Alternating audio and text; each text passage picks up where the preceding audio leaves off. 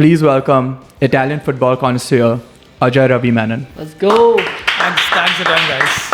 Nice to have you on the show. Pleasure to be over here, guys. The Avengers of Italian football. Calafiori's aura is trending right now.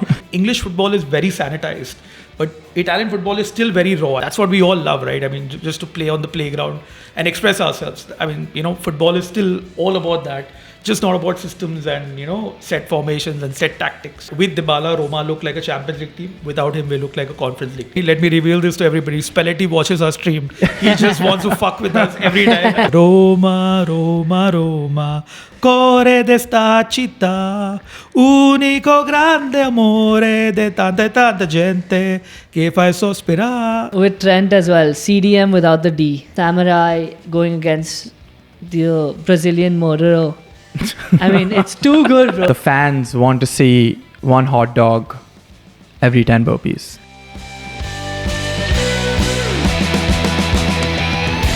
You may have seen him in a Euro 2024 promo ad. He is the co-founder of Humans of India Football, AS Roma India, and Calcio Charcha. Please welcome Italian football connoisseur Ajay Ravi Menon. Let's go. Thanks again, guys. Nice to have you on the show. Pleasure to be over here, guys. I'm looking forward to this. I know you do a lot. So is there anything I missed in that intro? I think formerly I used to run a grassroots football school. So yeah, it's an ex thing, but yeah, that also happened. So for those who don't know what Calcio Charcha is, please can you explain to us how the episodes run and then what made you start it? Okay, so basically Calcio Charcha is an assimilation, the Avengers of Italian football fans based in India, you can say. So we have fans from the Milan, Club India, Inter, Juve, Napoli and me at Roma. So we've come together to create content on Serie A and Italian football and promote the game because obviously we have a huge audience here in India who probably follow the Premier League, La Liga, Bundesliga. So we were like, we need representation as well. So we thought, for all the viewers, might as well hear about Serie A from the horse's mouth. So we came together and we started doing some live content on YouTube just a month, maybe 2 months ago. So you're right. A lot of us just stick to Premier League and La Liga. Like Sammy's favorite team is Arsenal and mine is United. What made you pick Roma and the Italian league to follow so closely? So obviously right now, Calafiori's aura is trending right now. So about 24 years ago, it was the same thing because Italians do have aura with the long hair and the headbands. So you had a team with Francesco Totti, Inzaghi, Del Piero, a long-haired Cannavaro, believe it or not, Nesta, Christian Vieri, all those guys wearing Maldini, how can I forget Maldini, long flowing hair with headbands. So the one player that I liked was Francesco Totti. And then obviously that was the era of PlayStation 2. And I used to always look for Totti. I found out he plays for Roma. So to pick Roma and, long story short, I became a Romanista. So you picked the Italians because they're handsome. Yeah, you can say that. It's what, Man Crush Monday? I don't know. It's a thing with the casuals and expressing our love. For men. Handsome men. It just happens. We bring that out in people. 100%. So where did you find the other 4 or 5 Avengers on your podcast? So actually we've been connected for a while now. We've been part of many WhatsApp groups. In fact, the previous broadcaster used to actually bring us to the studio as well when they used to cover Serie A. We had a Calcio tournament. We had it twice. The second time it was covered by the broadcaster. And I'm happy to say that Roma India won the Scudetto. We beat the Milan Club India. So at least when the club wasn't winning on the pitch, the fan clubs were winning in India. So did you organize that? No, it was organized by the broadcaster. The first time we did it, okay. But the second time when they actually aired it was organized by the broadcaster. That's very interesting. So what, you all were playing 5v5? Yeah, we're playing 5v5, yeah. Do you play in that? Yeah, or in goal, fellow goalkeepers union. Goalkeepers union. At that time, it was Allison, at Roma. So very, very major influence. Got into goal quite late. I used to play in defense, but defensive midfield. But I think with time, with age, I think just shifting to goal was the natural progression. And for a 5-a-side, you need that center defensive touch that you can use as a goalkeeper to play out of the back and everything. So I'm sure it must have been great having you. Absolutely. As a goalkeeper also. I think, we could just sort of like, gloat and put it on everyone's face, rub it in everyone's face, especially the UA fans here in India who were celebrating with Ronaldo's arrival, and it was just to get good to get one up on all of them. Yeah, I'm sure. I found about you guys through Instagram, and I was really interested that a group of people are coming together and only talking about Serie A. Yeah. So what do you think sets Serie A apart from the rest of the leagues? Why should I, as a Premier League fan, be invested in the Serie A? Man, that's a great question. I mean, it's a long answer, but if you look at it, the stadiums maybe not that great, but the crowd is always there. It's a passionate crowd. You'll see flares, you'll see tifos. There's a lot of culture, history, very working class towns all across. I mean, I've been to watch football in England, in Europe, and Italy as well. There's a lot of difference. I mean, English football is very sanitized, but Italian football is still very raw. And these are the big games, like, the Milan-Inter games or the Roma-Lazio games. So it's very unfiltered, and you have a lot of passion, and they welcome you in. I mean, if you ever go to England as a Man United fan, an Arsenal fan, or Chelsea fan, I'm telling you, if you go into any of these clubs as a Serie A fan, like, if you follow the Milan clubs or Juve, the people welcome you as one of their own. They don't see you as a tourist. So apart from that, the tactical aspect of the league is very interesting. You see a lot of old school tactics being employed. You see the success of Italian coaches all around the world. I mean, even in the Premier League, the Italian coaches have been successful. So good quality games, the passion, the entertainment, and of course the players and culture. That's what drew me into Calcio, Serie A. So you're saying the inverted fullback and the formulaic approach of the Premier League hasn't reached the Serie A yet? In a way, it has, because Inter under Simone Inzaghi do play in that aspect. I mean, you see Bastoni coming in and just crossing like a proper fullback. But the three at the back definitely came back into vogue from Serie A. The false nine that Messi and Barcelona, the whole system, was again inspired by Luciano Spalletti's Roma at that time. Pep is a fraud. We all knew that.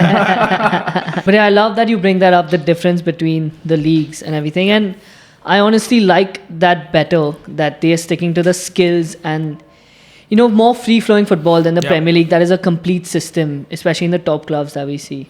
I mean, you speak about Pep and, Jack Grealish. You see him at Villa and see him at City. Shadow of a player, man. I mean, just imagine if Paulo Dybala moves to the Premier League. And if that happens to him, I would die, because he's a player who needs that freedom to play on the pitch, and he doesn't need to play in a system. Just let him play. That's what we all love, right? I mean, just to play on the playground and express ourselves. I mean, football is still all about that, just not about systems and, set formations and set tactics. Yeah, and Ancelotti, who's been so successful in the Champions League, keeps repeating that the players need to play. And it's almost like they're having fun instead of stick to your role and just do this much and contribute in that way. Absolutely, man. So, and it's more fun for the viewer too, because there's more random stuff where like players are expressing themselves, and it's almost like their own personality is coming onto the pitch. Yeah. So back to Roma. Yeah. I have two questions. It's a two-parter. Favorite Roma player of all time and favorite Roma player in the last 2 to 3 years. So I think it's a bit obvious when it comes to Francesco Totti, but I would also like to include Daniele De Rossi in the same breath. For me, there have been two icons of the game, two local Romanisti. De Rossi, I mean, everyone knows about Totti, the flair player that he was. He's got a god-like status in Rome, did not leave the club despite Real Madrid, approaching him several times. But De Rossi often, comes under his shadow. For me, 2009 to 2013, he was probably one of the best top 5 midfielders of the game. He was that good. Even he could have left. He did a press conference to confirm that he's staying at Roma and not going to Man City and joining Roberto Mancini. So De Rossi again sacrificed a lot for the club. Probably doesn't get the recognition that he should deserve. But I mean, for me and any Romanista, Totti, De Rossi are the two symbols of the club. When it comes to the modern times, very difficult to say. But obviously the best player that we've got after Totti retired has been Dybala. And again, I would say we have Lorenzo Pellegrini. He is again Roman born and bred, leading the club now. probably just behind Nicolo Barella in terms of the best Italian midfielder currently. And his performances have gone under the radar. I mean, if he was, say, example, a Mason Mount, he would be getting a lot of traction, But Lolo Pellegrini is right up there, and he's probably one of my best players currently. Speaking about Dybala, he's not been picked for the Argentina squad in the Copa America, Yep. despite being so good. I've never understood why he's never been given that proper opportunity with Argentina. Argentina, my favorite national team to support. But he's always been overshadowed, like you said. He's not been given that opportunity with the national team. But do remember, man, his contribution in the The final. yeah. He came in. I'm saying when he gets the chance, he plays well, but he's not getting enough chances. Why do you think so? I think this is a fitness issue. He does get injured often. I mean, a player like Dybala is a luxury to have for Roma. His injuries do come in the way, unfortunately. And Mourinho often complained that he's never fit. And you saw that again, that he wasn't fit for that second leg against Bayer Leverkusen and that head-to-head game against Atalanta. So there are fitness issues. That's the downside of having Dybala. But with Dybala, Roma look like a Champions League team. Without him, we look like a Conference League team. As simple as that. So, of course, most recently, we had the infamous Mourinho at AS Roma. Do you just want to sum up how that experience went for you as a fan? I think firstly, let me just clarify this to everyone listening here, that Romanisti are very grateful to Mr. Mourinho. We're quite happy that he came to the club, won us a trophy after 15 years. But if I had to pull up an example, and the best way to compare the Mourinho spell at Roma is basically just imagine dating a girl out of your league. Yeah, it's good in the beginning. You get some success, but eventually it does become toxic. And I think with Mourinho, that came into being as well. We don't know about all that. We don't talk to girls.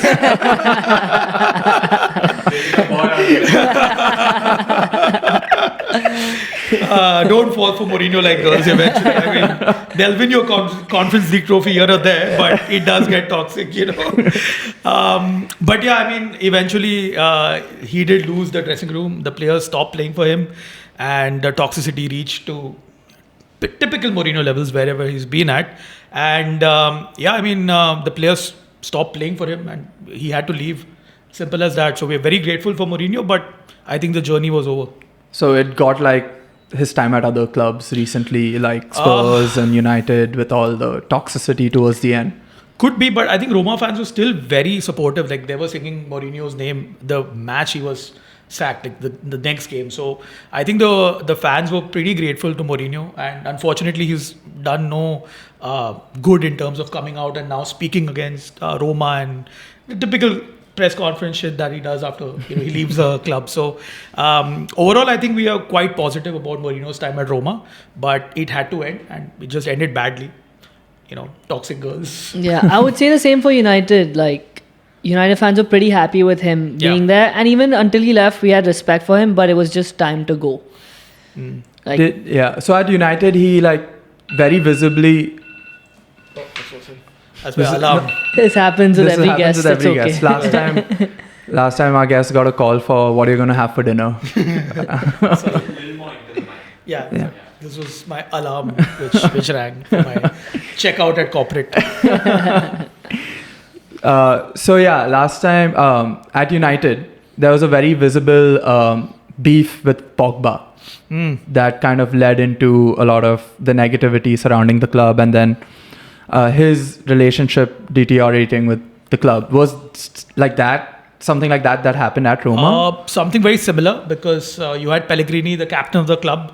Mourinho had not a lot of good things to say after the spell got over, and you could see that immediately, because when De Rossi took over, Pellegrini came back to the Pellegrini that we all knew, started scoring goals. He went on a streak of 6 consecutive games where he had a goal or an assist, and you could see that he wasn't performing under Mourinho, and he being the captain of the club, I think the players followed suit. But yeah, I mean, Mourinho does that. He also brought, I would say, the best of Pellegrini, Dybala, Zaniolo before he left. So he did a lot of positive things, but eventually towards the end, Mourinho comes at you, man. I mean, you can't. It's inevitable. He is the Thanos of world football. So the Calcio Charcha Avengers are trying to say, Oh yeah. trying to beat the mighty Thanos. 100%, man. 100%. Who would you describe yourself are the Avengers in Calcio Charcha? I'm guessing Tony Stark with the glasses. Nick Fury, man. To get them all together, I like to manage things from the back. But I mean, jokes aside, I think it's that everyone brings in a different flavor, and there are a lot of guys who've watch football. There, I mean, there's Param who watches the Hungarian league and stuff like that. So he's very updated with all the analytics, and so everyone has got, I would say, a different expertise. So we just try to blend in the common cause being Italian football. Awesome. Why the Hungarian league? Is he like a betting fiend or Yeah. something? No. Like, why is he watching He's just a these games? stats nerd, and analysis nerd. Yeah. I think overall that's why I get him on my stream. So I have my personal channel as well, where I do a lot of live streams and content. And I'm like, Param, tu aaja yaar. You know all these players. Like we actually previewed Ukraine versus Romania, where he was like, he knew the starting 11 of both the teams and which clubs they play for, the kind of seasons they've had. And I'm like, yeah, I'm just going to give the mic to you. You're running it. Did he have anything on that Hungarian striker, Martin Adam, the guy who went viral for his... Did you know that he plays in South Korea? He plays club football in South Korea. Is he like the biggest dude ever in that league? Probably, man. Probably. He's got a weird journey, but I had no idea. Param was like, he plays in South Korea because he follows Asian football as well. So I'm like, is there any league that you don't follow, bro? I remember we were talking about how Babar Azam doesn't get enough... I mean, the world is on his side, even though his body type might not match. That's Azam Khan? Azam Khan, Yeah. sorry. Yeah, Azam yeah. Khan, my bad. Azam Khan doesn't match, and it might even play in his favor because we'd be on his side if he performs well. Well, it's proving out to play out with this guy in that kind of way because he is that big guy and everyone's like, we want you to do well. And he has a genuine beer belly is what people say, and they respect him for that. Yeah, old school number 9 striker. I mean, give me that striker any day over any of Pep's systems, man. I mean, give me that old school number 9. Yeah, Floyd So was also saying that there's no number 9s anymore. And Martin any team, Idem yeah. is his answer. Yeah. He needs to get an Aadhaar card ASAP. Come to the Indian national team, man. Immediately gets picked in the squad. So on the manager theme that we're going on, let's get to the Italian team. So Spalletti is their manager. He's a little different from the conventional Italian football, which is based on defense first, and then we'll take care of everything later. Spalletti is more of a attacking manager, kind of looked at as an antithetical to the Italian style. So what can we expect from him and Italy at the Euros? I think Spalletti is the coach that actually made me fall in love with Roma, because this is 2005 where Roma had literally injured players all over the pitch, and he got the false 9 back into circulation, where Francesco Totti played as a false 9 and he had a host of midfielders running behind. But there was, Roma known as La Magica. So he got that magic back, the champagne football, free-flowing football. Obviously, we were vulnerable at the back many times. The dramatic 7-1, bashing against Man United was, it ruined my, teenage years at that time. That was my first memory of AS Roma. I'm like, what a shit club. Absolutely. And Roma had won the previous game 2-1 at the Olympico. So going in with the lead, at Old Trafford. And then, I was like, what the, I can abuse, right? Yeah. What the fuck is happening, man? Just every attack of theirs was was a goal. And Spalletti was destroyed. So that's the downside, and Spalletti obviously has learned. It's 20 odd years. So for Italy, obviously, this is a team that has not qualified for 2 World Cups, but has won the Euros in between. Very, very strange kind of generation that's coming up. So under Spalletti, expect the same kind of attacking football that he brought with Roma, Inter, Napoli eventually. So, but there is the brain fade, which is very real, considering that we don't have the centre-backs right now like the Chiellini or Bonucci. So I don't expect them to get very far in this tournament. Hopefully the semi-finals, but maybe a superior attacking team like France or a Germany could potentially knock Italy out. I feel like they didn't have the strongest squad in the 2021 Euros as well, but they made it all the way. They had to grind some games, won on penalties a couple of times in the knockouts. But you don't think that'll happen again? Looks like a long shot. So the best part of the Azzurri are they within the camp. It's like a club team, So potentially this is a downfall for England, right? I mean, you have a lot of superstars, but they still have the club loyalties when they come to the national level. But with Italy, historically, it's been a united camp always. So in 2021, you had Chiellini, Bonucci, who were there, the veterans, who were kind of, I would say, the foundations of the team. And then you had a lot of other players as well who brought in the experience. You had De Rossi as the assistant manager.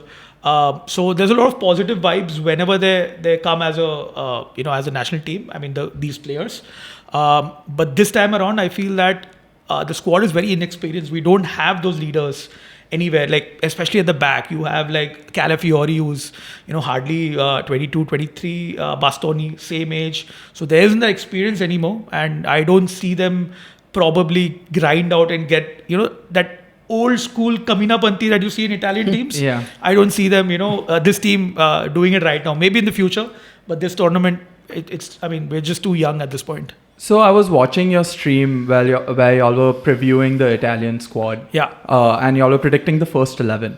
And all of y'all predicted a back three with two wing backs. And he chose not to go with that. He went with the four at the back. He didn't play. He played Calafiori, who none of y'all predicted to play. Is there any other surprises we can expect? So this is the thing. Let me reveal this to everybody. Spalletti watches our stream. He just wants to fuck with us every time. So he watched our stream. I was like, what, guys, I'm going to play four at the back. Screw y'all. But honestly, he had not done this ever. Any competitive game, he didn't play because Bastoni and Calafiori both are left-footed centre backs. So playing both of them in a back four was surprising, but probably he did something in training. He saw a stream, went to training, tested it out, it worked, and obviously the first 11 seconds didn't go well, but eventually Italy managed to get the 3 points on the board eventually. It's funny that when you say it, they actually watch your stream. When we saying managers are watching our stream, they don't. Well, I thought, like you said before we started recording, you fell in love with Calafiori's aura. That's been trending on Twitter right now. I think Spalletti also might have fallen in love with his aura. He's like the old school headband, long hair to the shoulders, looks a little like Nesta. Mm-hmm. So maybe that's what he was going for, or it is a tactical switch. I think it is because Calafiori had a breakout season this year. I mean, Bologna made it to the Champions League, and he was probably one of the pivotal figures, especially at the back. So I think he just found a way to play both of them together, and this wasn't a very high stakes game. With all due respect, Spain and Croatia are better opponents. So maybe he thought, let me test this out against Albania and see how it goes, man. And I think it did well. Calafiori has been trending on Twitter, and I think the world has discovered him now, and rightfully so, considering the last 12 months he's had with Bologna. Very, very impressive. All I've seen of him on Twitter are the aura tweets. And him. Just watch his Bologna games, man. I mean, go back and watch the highlights. It's been crazy good for them. Now we'll get more of him in the Champions League as well. And I hope not with Juve. I hope, as a Romanista, I hope he goes to Real Madrid or the Premier League, because obviously I've been following his career trajectory since he was in the Primavera. He broke both his legs, and it's a very horrendous video. I mean, please don't watch it. Broke both his legs. De Rossi was the first one, because De Rossi was the captain of Roma back then. Went to the hospital and wished him luck. So he played for Roma. Yeah, he's a Roma youth product, Roman born and bred. He's got a tattoo of the Colosseum with the Curva Sud.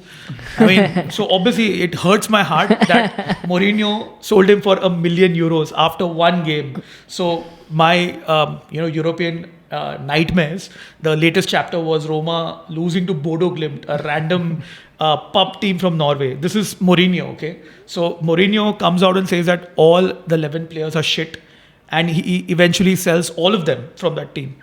Calafiori being, one of them. So Calafiori used to play as a wing back, like a left back for Roma. And obviously after that game, he didn't get a lot of chances. He was, I think, shipped out on loan to Genoa for 6 months. And he comes back and Mourinho's like, he's no good. Sells him to FC Basel in Switzerland for 1 million. Okay, and he comes back to Italy, Thiago Motta brings him from Basel to Bologna for again 3 million odd, and now I think they're asking about 50 million odd for him. So Damn. Mourinho doesn't know ball. But he generally doesn't do that youth system very well. That's not his style. Actually, to be fair to Mourinho, he actually gave a lot of Primavera products from Roma a chance.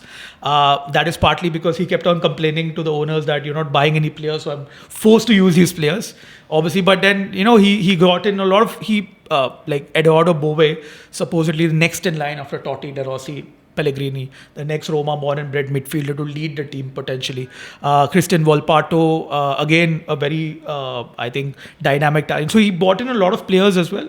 But then Calafiori remains a mystery, man. I mean, who can sell him for $1 billion? I think, with Mourinho, I think he plays a lot of politics. So I think these players usually, for no fault of their own, usually get sacrificed because he wants to make a point to the board, maybe. Yeah, I mean, every time he got on these players, he's like, I have a couple of names and kids on the bench. So owners, if you're listening, buy some players for me. That's exactly what he told. Yeah, but he does do that. I remember with Schweinsteiger also, he just randomly told him, okay, you're not practicing with the main squad anymore. Yeah. Just out of nowhere. And Schweinsteiger just came out and said that like a couple months ago. So surprising, but that's, I guess, his tactics. That's his style. That's what makes him what he is. Fenerbahce fans have no idea what they're in for. I mean, they're extremely happy right now. But give it like a couple of years and I think the same thing's going to happen because over there also you have Galatasaray and Besiktas. So, it's not like he's not competing against top teams. I think he's going to leverage his popularity to drive those fans absolutely insane and get them on his side and hopefully harness that into some insane superpower Avengers shit. Yeah, but Turkish football fans are another level, man. I mean, I do want to watch the Istanbul derby this year. It's going to be very spicy with Mourinho. Expect him because with Roma, towards the end, he used to be sent off. Every other game, he was sent off. I mean, we almost thought that the assistant coach, Salvatore Totti, was the real coach because he never, especially against games against Inter, his former club, Inter Nazionale, he would always get a red card one game before and inevitably would be absent from the touchline. And that's just typical Mourinho antics. That's like Neymar getting injured during his sister's birthday. Absolutely. It's a guarantee. It's a guarantee, absolutely. Mourinho being spiteful, also a guarantee. Before we started recording, you narrated a story about how you met Spalletti. So Oh yeah. So this was Totti Day, which is the 28th of May 2017, his last game for Roma at the Olimpico, and an emotional roller coaster, man, because I finally got to see Totti play once, but it was his last game. So I was outside Trigoria, which is the Roma training ground, and Francesco had just finished his last training session. So prior to that, I think I spent the entire day over there. So my wife, she refused to come with me to Rome. She's like, this is your pilgrimage. I'll go mad if I come with you. I mean, I told her, like, day one, I'm going to Trigoria. I'll be spending the whole day from morning. She was like, what is Trigoria? I was like, it's a training center 1 hour away from the main city in some Gao Kheda. Literally, you can see flocks of sheep over there. So she's like, dude, are you fucking crazy? I'm not coming. You go by yourself. So waited all day. Saw Spalletti, he drove in, came out, and obviously, in my broken Italian English, I'm like, I'm an Indian, and Indian, you think I'm Gandhi? You think I'm like, dude, why are you beefing with Francesco Totti? I mean, it's his last game. You kind of made this happen, like he wanted to continue for another year. So he was leaving, he made Totti retire, and he himself was leaving Roma for Inter. So I'm like, dude, what the fuck is wrong with you? And he's like, Gandhi. I'm like, yeah, just let me get a picture with you. That's you should have asked him, are you Mario? Yeah, that's a weird interaction. He didn't answer your question and just harped on that one. Yeah, absolutely. Just got a picture with him and that's all. I mean, with all due credit, he probably remains my favorite coach of all time because of the impact that he had at his first spell at Roma. How was that experience being in there for Totti's last game? Magnificent, man. I mean, just to be in Rome, wearing a Roma jersey. I was staying in Trastevere, Testaccio, which are very heavily, a lot of Roma fans live there, very working class Roma fans. So every coffee shop I went to, the lady at the coffee shop, whoever was there, was like, are you a Roma fan? Are you Romanista? So I'm like, yeah, I'm a Roma fan. Come from India. I was like, India? So yeah, I've been a Roma fan for about 20 odd years. So like, okay. And when I went to pay the bill, I was like, oh no, this coffee is on us. You're a Roma fan, we respect that. So that was crazy. Like, and just walking around, there was a marathon, there was like a training marathon that was happening. A guy came and, I was wearing a Totti shirt. I was like, dai Totti, dai Roma, all that. And apart from the locals, just going to the game at the Olimpico was mad. I went alone, but I had a family, like a father and a son next to me. I'm still in touch with him on emails, very old gentleman. And he understood, like, I wanted a picture. So he was like, I'll record. So I have him recording me singing the Roma anthem, which I can sing by heart, like Italian. Yeah, no problem. So I'm still in touch with him. And I think I was very fearful, like, what if Roma win and I can't celebrate it with anyone? Obviously it was a crazy game and Roma won with, I think, an 89th minute winner. And I celebrated with them and it was so amazing. And even after the game, it was like, I feel that I know you for a long time. It's not like, we're meeting for the first time. So I think that is the connect that I think we spoke off camera as well. Like if you go, like I went to watch Arsenal-Chelsea with my brother, who's a Chelsea fan. And he was treated like a tourist. But as a Roma fan, I was treated as one of their own when I went to Rome. So magical, man. You can't script this shit. When I asked you the question, I really thought you were going to say something like, I really love the stadium and the tifos and the fireworks. But it's sick that you had a great experience with the lady in the coffee shop or pub or whatever. And then these Romans. Two, and this old gentleman that you're still in touch with, that is amazing. Yeah. So I think on the national TV, they caught me singing. One guy asked me to sing Roma because he was a journalist. Was also like, wait, we are Indian and you know this song by heart. I'm like, yeah, because obviously I don't know the exact. That's meaning. Why my wife doesn't come along with me.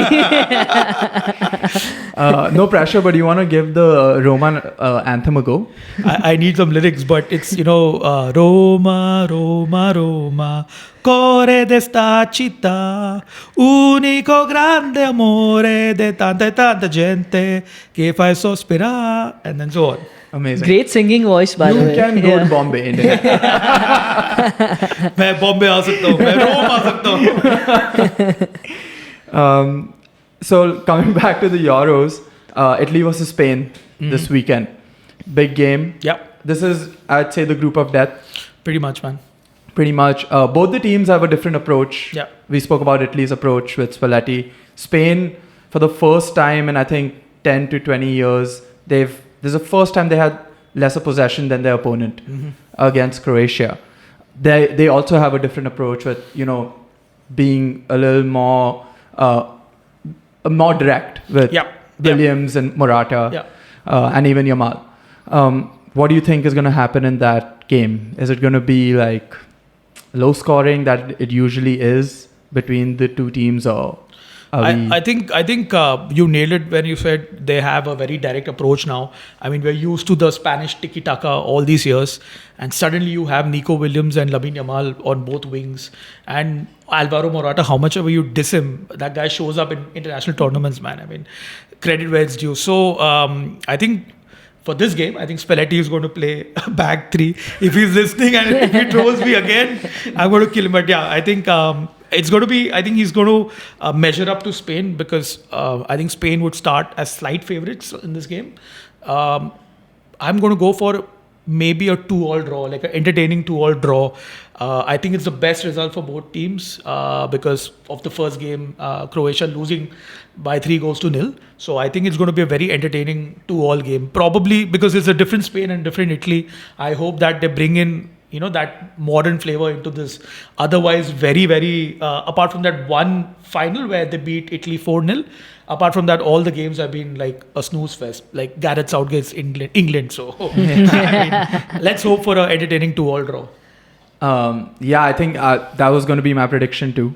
2-2. I liked watching both the teams. Yep. I've historically not enjoyed watching Spain as of late, because it's just death by possession for them. Absolutely. And Italy also attacking, in an attacking sense, they've sometimes, last Euros, Chiesa was good. Yeah. But they've missed that, randomness that they have right now, because you don't really know where the goals are going to come from. Right. It's going to be Scamacca, maybe Chiesa, and then maybe Pellegrini on the other side. but none of them really showed up Yeah, last game. none of them showed up. Yeah.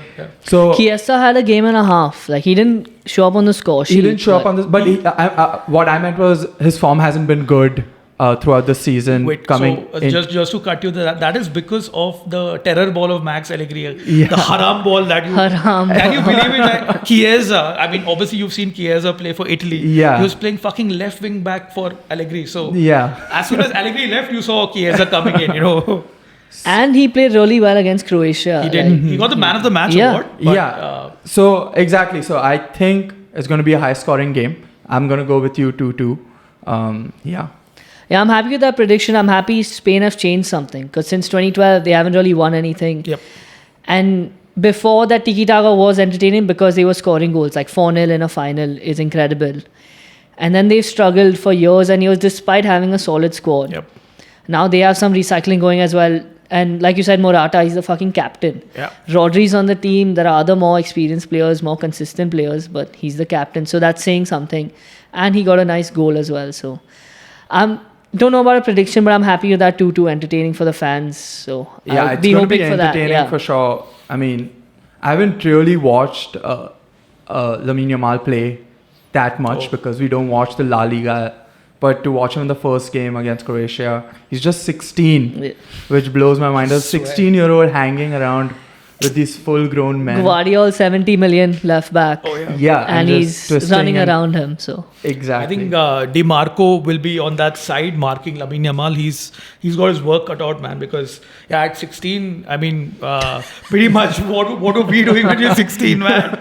And you have this guy who's probably terrorizing defenses, man. Yeah, so they have really interesting wingers who I'm very excited to see. And I hope both these teams qualify from that group.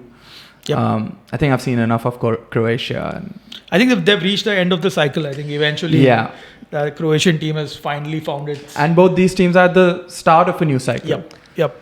And an entertaining cycle Yep. from the very early predictions. You have any other yeah, questions? Croatia has hit their age, is what we'll say. But the final question of all the jobs you do and the pages you run, humans of Indian football, Yep. Calcio, Charcha, travel vlogs, and whatever else I've missed.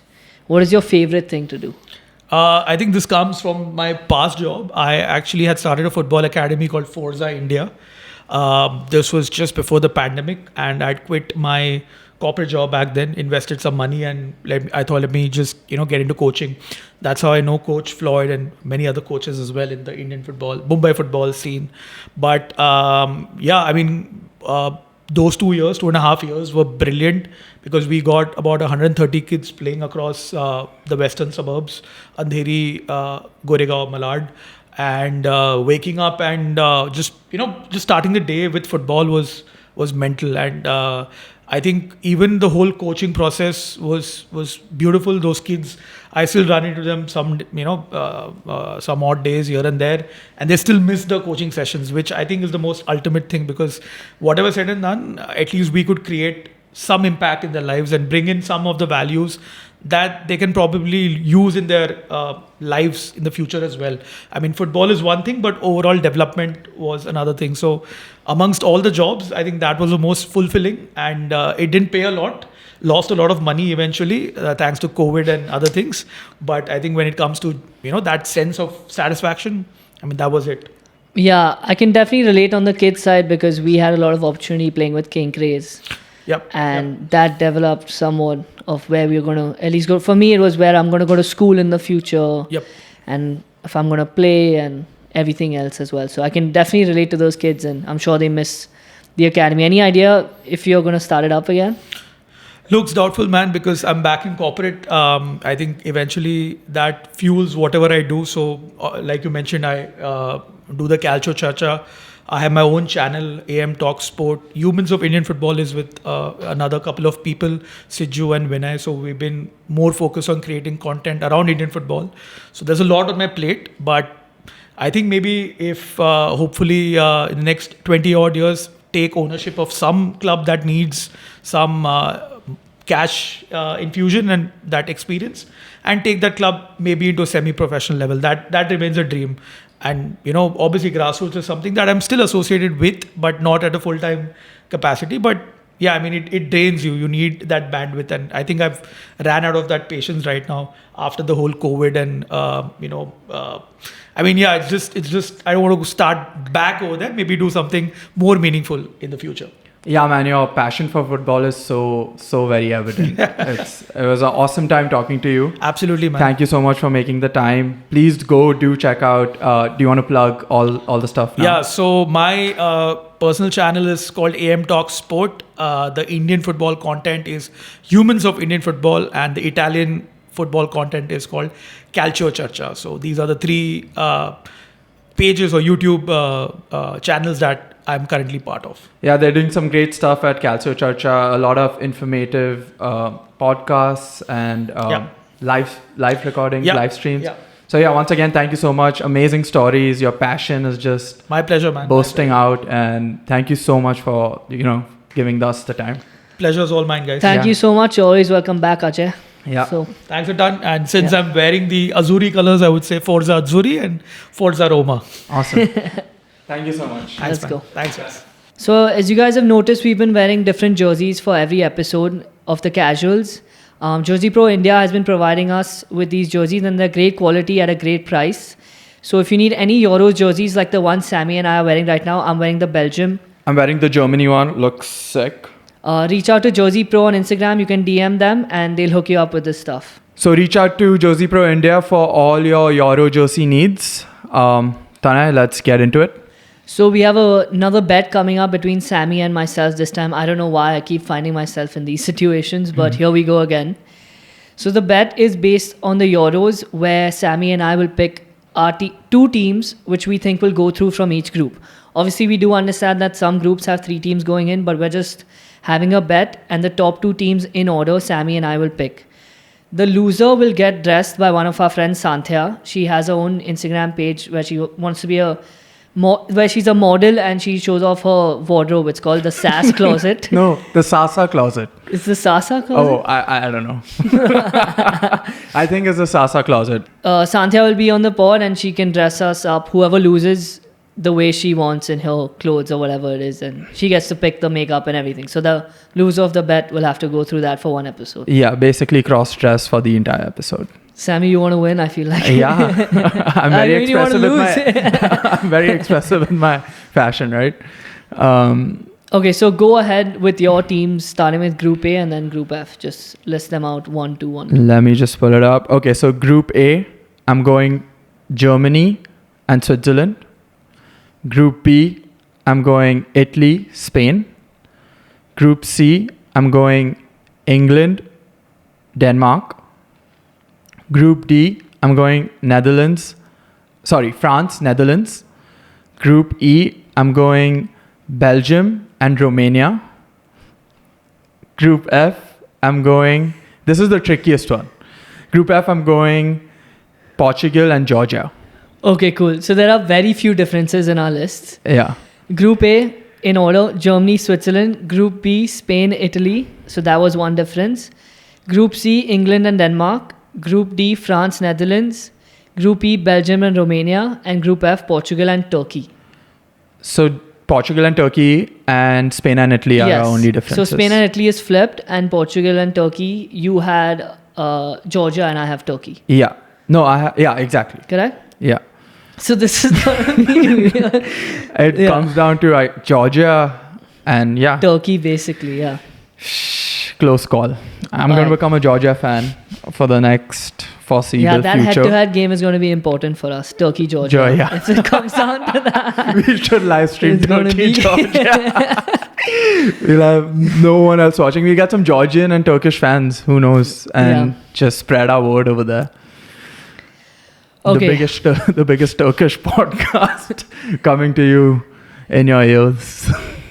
So Tanay, who are you supporting in the Euros? I mean, we made our predictions, but who do you think is going to go all the way? I'm really rooting for Belgium.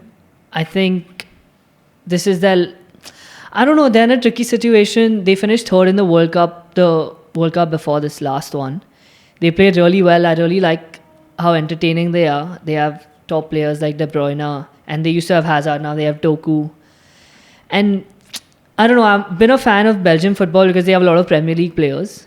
And hopefully they can, do something about it this time and actually go through and get it done. It'll be hard, but I'm rooting for them.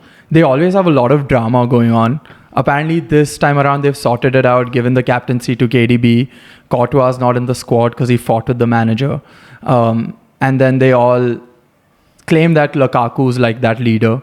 So they have these old guys, and they have the youngins around them to do the running. So hopefully, but it's always tricky for them. Yeah, who are you rooting for? So I usually support England in these international tournaments, but after that first game, fuck England. It's like, I compare it to the iPhone release. Every year we're super excited, something new is going to come out with the iPhone, but it's basically the same phone one after the other with one camera added. This time the camera is Bellingham. We're always expecting Gareth Southgate's England to, be explosive, like Bellingham is going to let loose. He did play well, but still, Foden is going to let loose and Kane is going to perform really well, but it's so boring by the end of it. So fuck England. Go back Simon. I'm going for Germany. I think they're very reminiscent to the 2010 German squad where Ozil broke out into the scene, Müller broke out into the scene, so did Khedira. This time he's given the youngins, Wirtz and Musiala, the keys to the engine to the car, and they'll run loose, and King Kai up top. I think it's going to be exciting to be a German fan. So yeah, fuck England. Yeah, and they're playing at home, so I'm sure their chances are very high of winning as well. And they look great in their first game. Yeah. It was against 10-man Scotland, but it was still sick. They dominated start to finish. What is it with England? Do you think it's the egos that always get in the way of these big names? They are the favourites before the tournament started, right? They were. Yeah. At least, to win the whole thing. But then, and they have such good players. Every single position, they have players that are top class, and I don't know, but somehow they can never just get it done. So I think the squad has outgrown Gareth Southgate. He did a really good job in 2018 when they didn't have a great squad to, gel the players together and create that culture. But now I just think the level of players that are there in the squad have outgrown him. I don't think he can handle those players tactically. His system is kind of old now. He's also gotten unlucky, if you think about it. This current squad, Stones hasn't played together with Gahey. Shaw got injured, so Trippier is playing there. Maguire got injured, that's why Gahey is playing. And he also is kind of indecisive with Trent suddenly playing in the midfield and absolutely shitting the bed against Serbia. So that position isn't fixed. So I think it's a bit of both and kind of indecision from the manager. England doesn't have another left back or a left-footed left back. Luke Shaw is the only one. I can't really think of any other good left back. Do you know? No, I can't even. Yeah, Trippier is the only one, but he's a right-footed left back, and Gareth Southgate wants him to do the same thing that Shaw does, and he's obviously not going to be able to do that. It's too hard playing on the wrong side as an outside back. Yeah, I think the only thing Gareth Southgate has changed about this team is what he's wearing on the touchline. He's like, oh, it's a younger team, so I'm going to go for a more casual approach, and he comes out in a fucking polo or whatever he's wearing, apart from his waistcoat. And yeah, with Trent as well, CDM without the D. Absolutely. Yeah, I mean, there was so much hype, right? Oh, we have to play him in the midfield. He'll be so good. Number 8. Yeah, Stevie G. I'm like, dude, he only has the accent. There's nothing else Stevie G about him. But he can't play there. I don't think he can play there. And maybe he can, but you can't just throw him into the mix of it in a Euros, where you're supposed to be the favourites. Who would you rather play at CDM currently? With Declan Rice? I think Menon would be a better option. Hey, I'm not complaining about that. Who do you think would be? I agree, 100%. Who else do they have over there? Calvin Phillips played last time around, but he's too fat. Hasn't played at all, so yeah. Yeah. Menon is, I think, the guy to do Menon is the only one that sticks out, but that position is also a big question mark for them, right? So I don't really know. I mean, hopefully they do well and I'll switch my teams and go back to England, but this is all I have from them. But go Germany for now for you. Go Germany for now, for sure. I mean, like I said, the youngins, a really huge fan of that.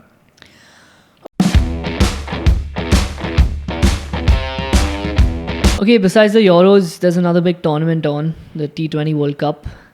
Oh yeah. I'm a little confused as to how the Super 8s work. Like, I looked at India's fixtures, and they're facing Australia, Bangladesh, and Afghanistan. And Afghanistan and Australia finished first in their groups, and so did India. So how are they playing those teams in the Super 8? Shouldn't they be playing at least another one of the teams that finished second? Yeah, so good question. There's been a lot of confusion about this. So for the first time ever, the ICC decided to do something called pre-seeding. So based on their T20 international ranking, they seeded the teams. So no matter where they finished in the top two, it was already decided where the teams are going to play. So for example, even though Australia has a certain rank, even though they finished number 1, they were always going to play India in the Super 8s because of their predetermined ranking. So if you think about it, their performance in the group stage towards the last 2 games didn't really matter, because 1 or 2 doesn't really define where or which group you're going to end up in. That's why we already knew we're going to have Australia, we're going to have Afghanistan, and we're going to have Bangladesh. Now, suppose if those teams did not qualify into that group, say with Pakistan. Pakistan did not qualify. So their seeding went to USA because they qualified from the group stage. So it was already decided where those teams are going to play. Like in the Euros, it matters, right? If you finish first or second, who you're going to play next. In the Super 8s, that was not really the case. Yeah, which is why I'm confused and I found it a bit weird. So then from the Super 8s, they'll go to the semi-finals and finals. Yeah. And Super 8s, they'll play 3 times. It's not a quarter-final. It's not a quarter-final. It's another group stage. Oh my God, bro. They're making them play so much cricket for what reason? And India's path to the semi-finals is already kind of written. They know exactly where they're going to play. They're going to play in Guyana, a very spinner-friendly track. That's why we have 4 spinners in our squad. So again, the World Cup is kind of tilted in India's favor. Maybe you know what they should do? Maybe for once, make it a fair tournament. And maybe we might win. Because the last few tournaments have been in our favor. And I guess the Indian players are, like, fuck this. We want a fair competition. We won't take the advantages that the BCCI or the ICC is giving us. So the problem with India not winning an ICC tournament is not the squad rotation, like how Nanu said. Our integrity is too much. Yeah. I mean, I respect that. I mean, I look up to them. So shout out and thank you so much. You're an inspiration to the future generations. I think the script is getting too obvious. And India is like, we can't play along so much. We are the land of Bollywood, baby. We need some drama. We need some masala. When we already know we are going to win, we are not motivated. Look at Rohit, man. Doesn't look like... I mean, you saw the discipline. Okay, we should... Let's not get into it. Again and again, we can't be getting into the same exact arguments. Yeah, we can't get into it. Okay, so then that's something to look forward to this upcoming week, the Super 8s and the T20 World Cup. Good thing you explained it to me, and I'm sure a lot of other people might be pretty confused with this as well. It is a confusing thing. The ICC's argument was that since it's happening in so many different countries, like the West Indies is a group of islands, fans of those countries will know exactly where to book tickets. So they'll know that Australia is eventually going to play in Trinidad or India is going to play in Guyana. That's their argument. I kind of see that, but again, it kind of removes that it gives teams competitive advantages. But you need to book tickets for group stages. You book tickets in New York and it rains out. Then what the fuck can you do about it, right? Yeah. So I see no point in that argument. It's the ICC's argument I'm just putting forth. Yeah, I'm not with it either. I don't really think it makes sense. You're just the messenger. Just the messenger. And yeah, I hope in the future it's more fair. Cool. Yeah.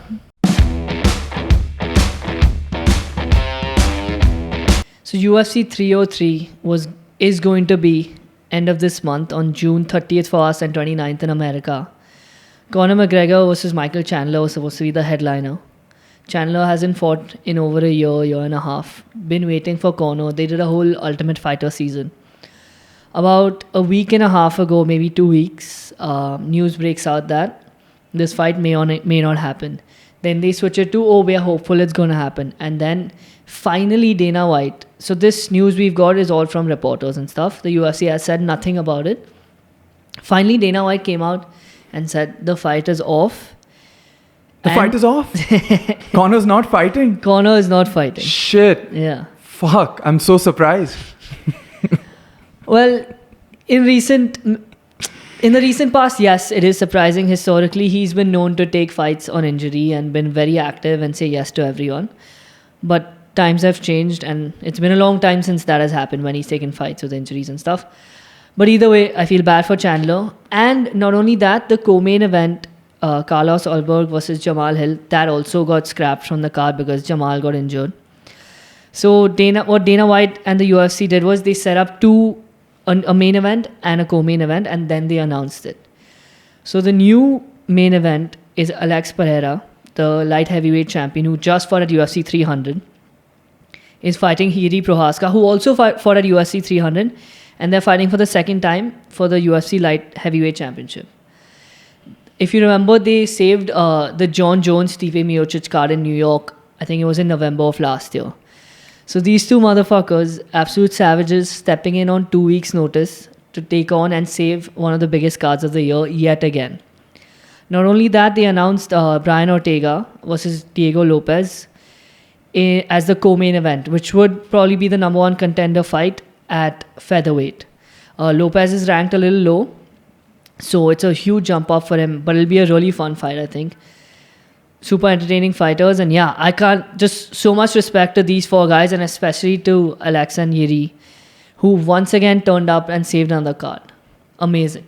Yeah, on the Connor Chandler thing, I think Chandler was the only person in the entire universe who thought that fight was going to happen.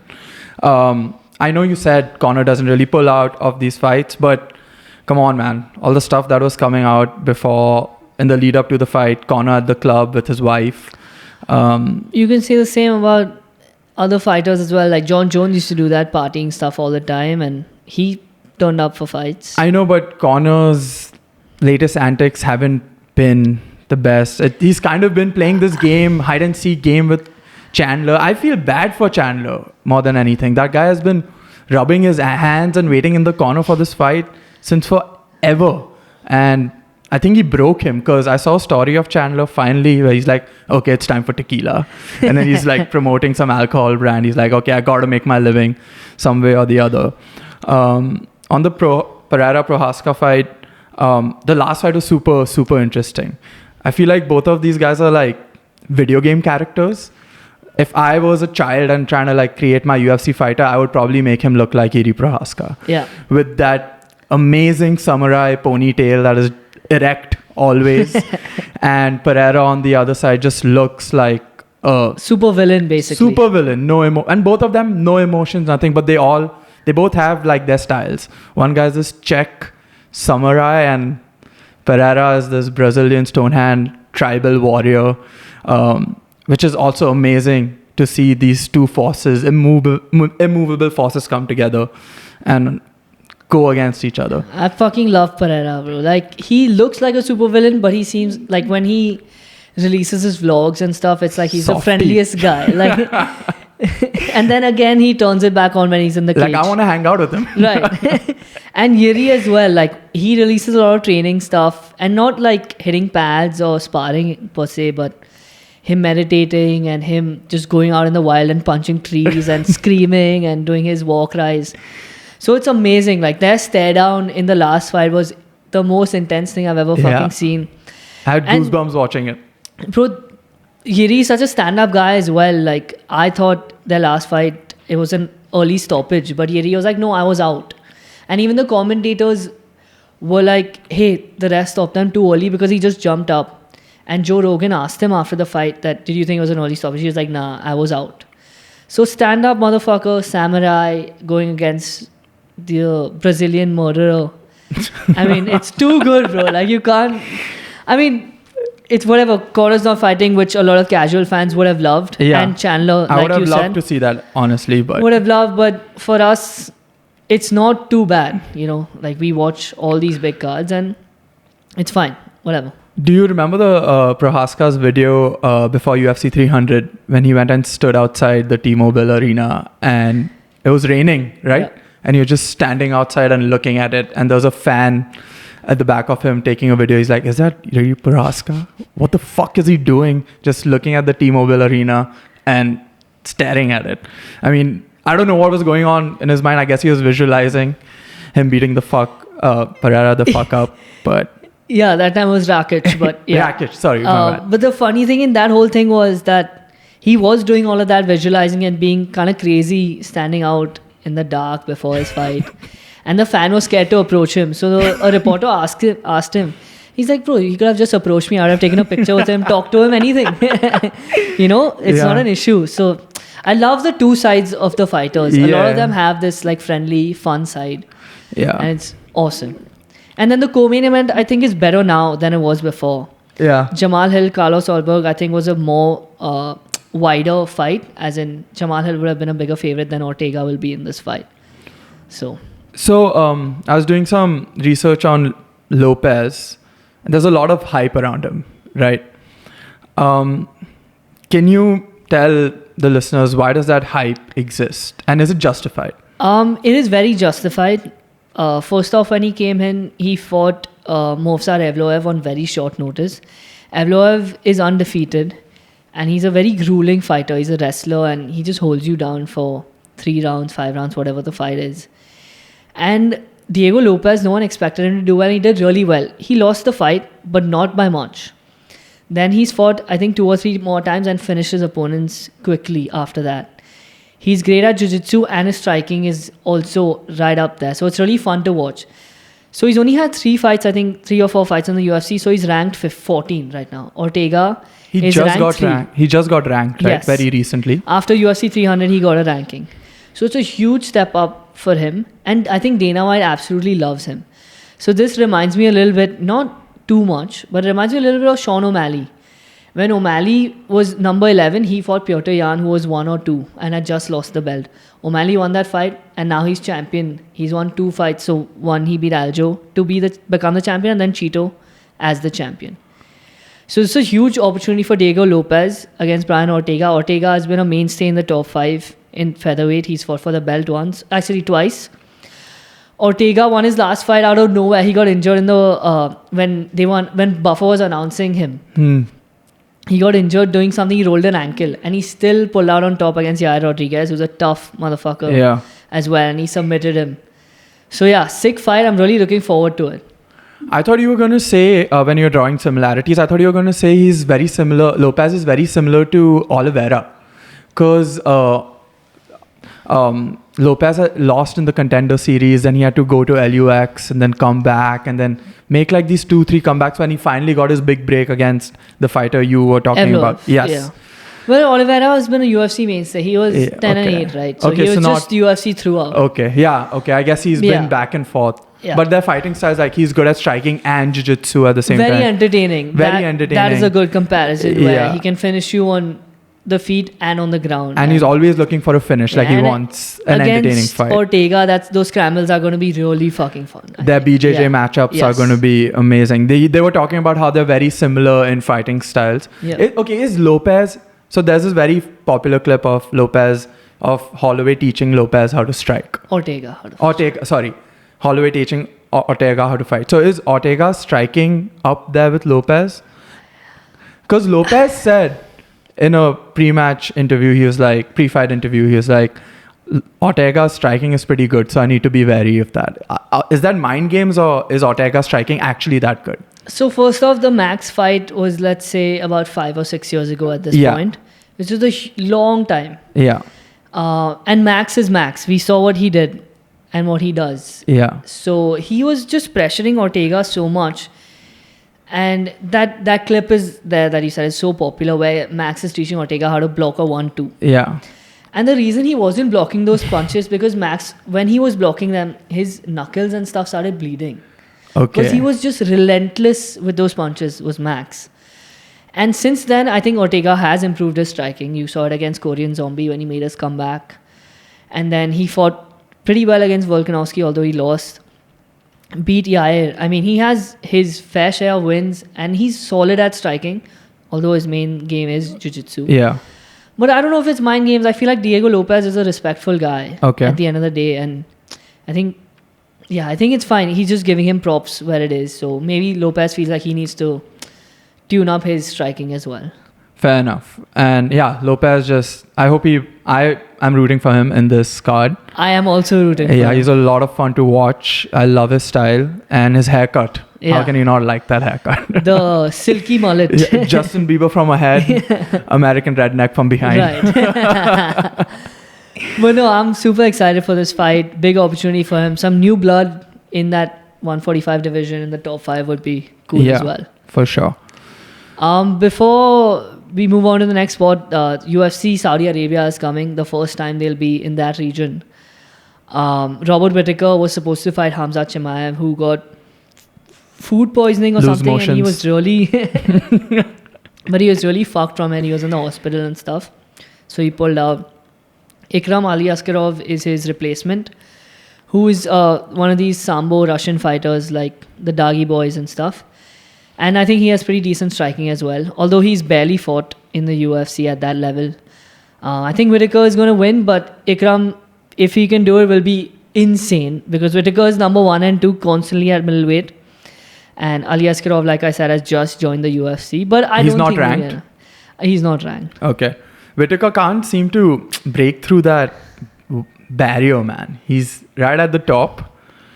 Yeah, he's fought Adesanya twice and lost. Yeah. And then when he was one shot away from the title again, he lost to DDP. He lost to Duplessis. He's like a litmus test for the middleweight. Yeah, like, he's like the best gatekeeper ever, I feel like. yeah. And the gatekeeper was very high up. With like gatekeepers start slowing down and start losing to these contenders, but he's not. Mm-hmm. I don't know. Yeah, it's a very weird situation. Former champ, but he's still always lingering in the top 3. So I don't know. I love Whittaker. I love watching him fight. He's such a good dude as well. And that card is stacked. Just if you can tune in, you should watch those fights. Like Pavlovich Volkov is the co-main event. Gastelum is back against D-Rod and he's at welterweight, so he's fighting at 170 now again. That's happening this coming Sunday. This coming Sunday at 12:30 a.m. So the prelims will start even before at 9:30 p.m. on Saturday. Cool. So it's a good time to watch in India, which we don't get a lot of these, friendly timings on a weekend. Yeah, so that's 22nd June and carry up over into 23rd June. So yeah, they've stacked it up for the first event in Saudi, and unfortunately the main event had a little change, but really looking forward to that. Perfect. Let's move on to NBA. Yep.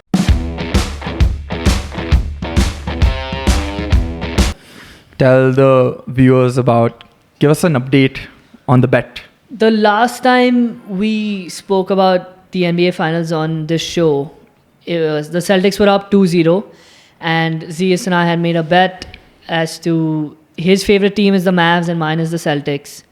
So if the Celtics win, Zeus does a combination, however, of 50 burpees and 5 hot dogs. Did we get results on that? Yeah, so we got results on that. The viewers, the fans want to see 1 hot dog every 10 burpees.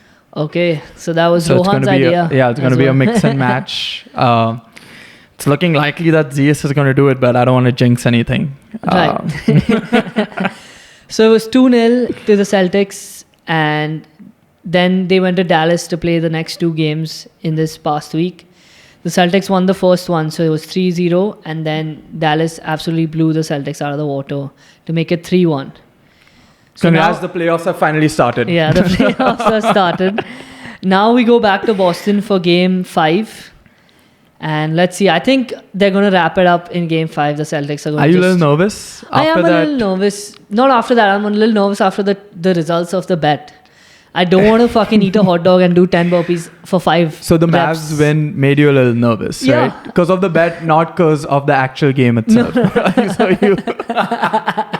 Because something's at stake. Something going to happen to me. Yeah. But I think they'll wrap it up Game 5. They've been very good. How I'm can pretty your confidence waver so fast, dude? I said they will wrap it up. Okay, they'll wrap it up, but you're still nervous. I'm nervous about the bet. Like, there's a small chance that I still might have to do it. I hope you have to do it. I think it'll be way funnier if you have to do it, considering how weak your stomach is and how many poopy breaks you'll have to take. But yeah, the playoffs have finally started. I'm so happy. I feel like last podcast I was just complaining about how boring it has been if it's going to be a whitewash. So thank you, Mavs. I think, did you listen to Brian Windhorst's, he's an NBA journalist. He was on Scott Van Pelt's show and he went on this rant about Luka after their third game. Yeah. He fouled out. He fouled out and he wasn't defending properly. Yeah. And then people like put his rant to like Kendrick's beat and he's just going off on Luka about how Luka's a defensive liability. He is never going to learn. He's never going to improve.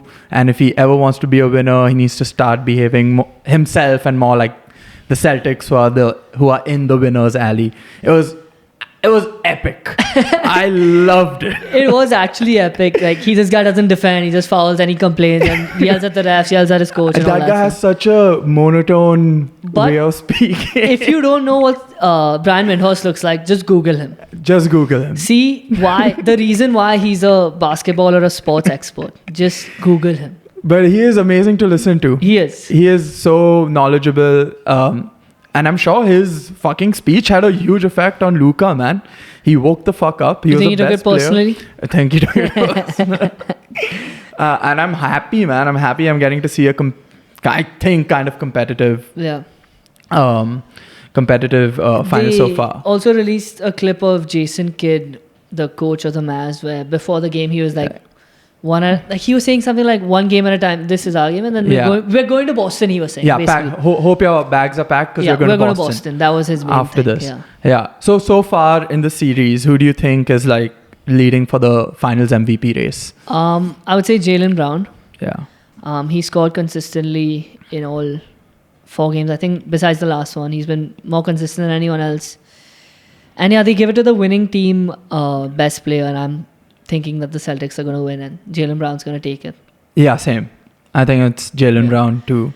And people were expecting Jason Tatum, but it's kind of hidden away when the moments are the biggest. So right. And if the Mavs win, I think Luka will probably definitely take it. Definitely, yeah. Tim Hardaway basically was having a shit finals. He went 0 for 7 in game 3. And then he became only the 3rd player in NBA finals history to hit 5 3-pointers in 1 quarter. Okay. Yeah, he played 12 minutes. Yeah. 15 points. Just exploded. I think the other 2 guys are Steph Curry and Ray Allen. Okay. Might be someone else, but I think it's only them 3 who's absolutely... So, it happens, it happened with the Cavaliers when they were playing Durant's Warriors. Mm-hmm. That in game 4, when they were going to get swept, they absolutely just turned up. They hit in the first half, they hit 23s or something. It was something insane. Yeah. So I think that's an effect of this as well. The reason that Dallas just turned up. Because especially Tim Hardaway has been absolute trash. He was trash in the first 3 games and he's pulled up like this. So do you think the first 3 games, everything that could go wrong against Mavs, that happened? Everything that could happen to Mavs, it happened. Something bad. Now finally it's clicked for them in this last game and maybe they can I would say the opposite. Okay. Everything that could go right in game 4 went right for them. That's what I'm saying. Yeah. So now everything that went right for them, finally it's clicked for them. Yes. And finally they are the Mavs now. They weren't the Mavs in the first 3 games. Do you think that's the case or this is a one-off? No, it is a one-off in the case that every single thing went right. It's not going to happen again. Is it going to happen like that. Tim Hardaway, no offense, but is not going to hit 5 3-pointers in 12 minutes. Steph has been to fucking how many finals? 7, and he's done it maybe once or twice. Yeah. And that's Steph Curry. But the other bench players also kind of showed up in this game compared to the last games where they were nowhere to be seen. Right, and when's the last time a bench player has carried a franchise to an NBA championship? They are very important. But yeah, I think this is game 4 was an anomaly, especially because it was a fucking 40-point win. So that's not going to happen. I think the Celtics were just done by then. They're just ready to go back home and clinch it in the TD Garden. Yeah, I love that. Yeah, I mean... Anything is possible. We haven't won job. Since, and he said anything is possible. KG. Yes. He was great in, what was that movie? Uncut Gems. Sandler. Yeah, Uncut Gems. Yeah, so I can't wait for this bet to see you or Zeus. I mean, I'd prefer to see you do it, but Zeus also. But where is Zeus? Where is he? Where is he? Kind of scared. Pussy move on his part to not show up when his team is kind of down in the dumps. Yeah. Won't be accepted on the spot. But yeah, I got 2 bets coming up, and yeah. That's it. Great episode. Right. Thank you to Ajay, Ravi, Menon, and we'll see you guys